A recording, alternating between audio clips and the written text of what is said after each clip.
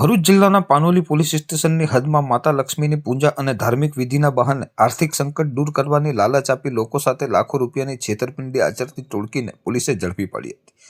આ બનાવની વિગત એવી છે કે એક અરજદારે પાનોલી પોલીસ મથકે ફરિયાદ નોંધાવી હતી કે પારડી ઇદ્રીસ ગામના શખ્સો અને બાલાસિનોરના એક ગુરુજીએ લક્ષ્મી પૂજાના નામે તેમને વિશ્વાસમાં લઈ પૈસા ભરેલ પેટી બતાવી આર્થિક તકલીફો દૂર કરવાનું કહી કુલ રૂપિયા 27,48,500 પડાવી લીધા હતા। આ બાબતે પાનોલી પોલીસ ઇન્સ્પેક્ટર S.M. દેસાઈએ ગુનાની ગંભીરતા સમજી તાત્કાલિક કાર્યવાહી હાથ ધરી હતી અને ભારતીય ન્યાય સંહિતાની કલમો તેમજ ગુજરાત માનવ બલિદાન અને અમાનુષી અનિષ્ટ અને અઘોરી પ્રથા અને કાળો જાદુ અટકાવવા બાબતના નવા અધિનિયમ 2024 હેઠળ ગુનો રજીસ્ટર કર્યો હતો। પોલીસે તપાસ દરમિયાન પારડી ઇદ્રીસ ગામના સમ્મુખભાઈ બુદાભાઈ વસાવા અને પ્રતિકભાઈ સમ્મુખભાઈ વસાવાને રાઉન્ડ અપ કરી સઘન પૂછપરછ કરતા તેઓએ ગુનાની કબૂલાત કરી હતી। આરોપીઓએ જણાવ્યું હતું કે તેઓ લોકોને લાલચ આપી પોતાના ગામે બોલાવતા અને વિધિના નામે છેતરપિંડી આચરતા હતા।